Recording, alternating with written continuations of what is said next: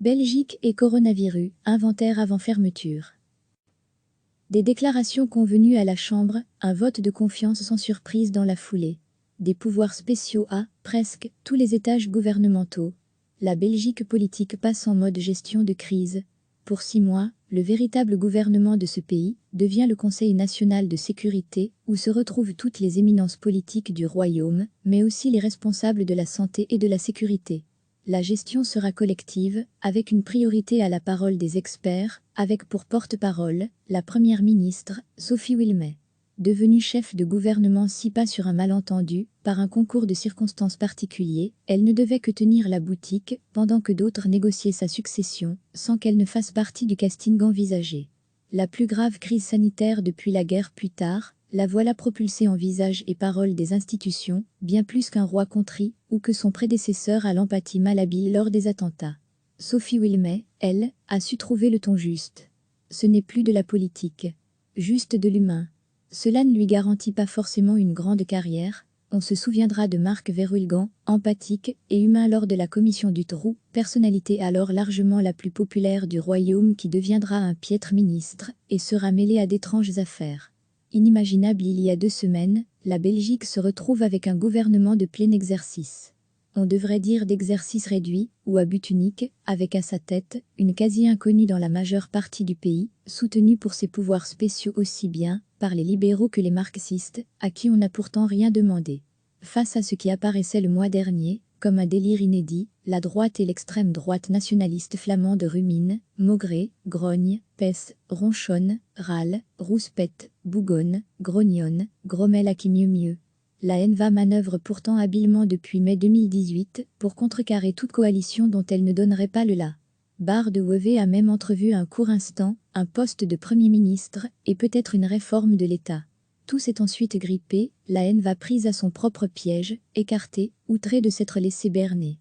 Le gouvernement Bleu Horizon, 10 libéraux sur 13 ministres, dispose d'une date de péremption de 6 mois. Sophie Wilmès reste à l'essai même, si elle a marqué ses premiers points.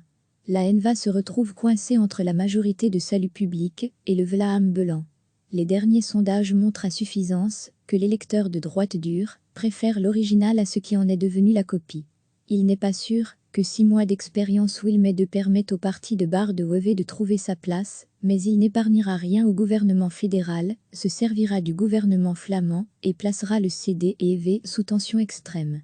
Il faut déjà savoir qu'après la crise sanitaire, reviendra la crise politique. Même si ces temps incertains pourraient nous apporter d'autres surprises. @Folkowiak recevez, chaque matin l'essentiel de l'actualité. Des déclarations convenues à la Chambre, un vote de confiance sans surprise dans la foulée. Des pouvoirs spéciaux à, presque, tous les étages gouvernementaux. La Belgique politique passe en mode gestion de crise. Pour 6 mois, le véritable gouvernement de ce pays devient le Conseil national de sécurité, où se retrouvent toutes les éminences politiques du royaume, mais aussi les responsables de la santé et de la sécurité. La gestion sera collective, avec une priorité à la parole des experts, avec pour porte-parole, la première ministre, Sophie Wilmès. Devenue chef de gouvernement si pas sur un malentendu, par un concours de circonstances particulier, elle ne devait que tenir la boutique, pendant que d'autres négociaient sa succession, sans qu'elle ne fasse partie du casting envisagé.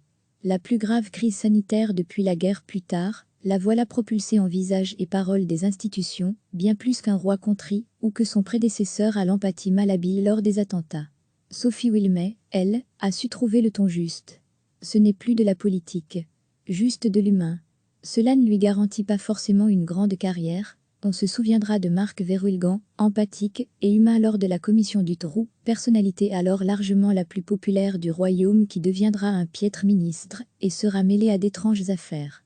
Inimaginable il y a 2 semaines, la Belgique se retrouve avec un gouvernement de plein exercice. On devrait dire d'exercice réduit, ou à but unique, avec à sa tête, une quasi-inconnue dans la majeure partie du pays, soutenue pour ses pouvoirs spéciaux aussi bien, par les libéraux que les marxistes, à qui on n'a pourtant rien demandé. Face à ce qui apparaissait le mois dernier, comme un délire inédit, la droite et l'extrême droite nationaliste flamande ruminent, maugrent, grognent, pèsent, ronchonnent, râlent, rouspètent, bougonnent, grognonnent, grommellent à qui mieux. La NVA manœuvre pourtant habilement depuis mai 2018 pour contrecarrer toute coalition dont elle ne donnerait pas le la. Barre de Wever a même entrevu un court instant, un poste de Premier ministre, et peut-être une réforme de l'État. Tout s'est ensuite grippé, la haine va prise à son propre piège, écarté, outré de s'être laissé berner. Le gouvernement Bleu Horizon, 10 libéraux sur 13 ministres, dispose d'une date de péremption de 6 mois. Sophie Wilmer reste à l'essai même, si elle a marqué ses premiers points. La NVA se retrouve coincée entre la majorité de Salut Public et le Vlaam Belan. Les derniers sondages montrent à suffisance que l'électeur de droite dure préfère l'original à ce qui en est devenu la copie. Il n'est pas sûr que 6 mois d'expérience Wilmer de permettent au parti de Barre de Wever de trouver sa place, mais il n'épargnera rien au gouvernement fédéral, se servira du gouvernement flamand et placera le CD&V sous tension extrême. Il faut déjà savoir qu'après la crise sanitaire, reviendra la crise politique. Même si ces temps incertains pourraient nous apporter d'autres surprises. @Folkowiak. Cliquez sur s'abonner pour recevoir les dernières nouvelles.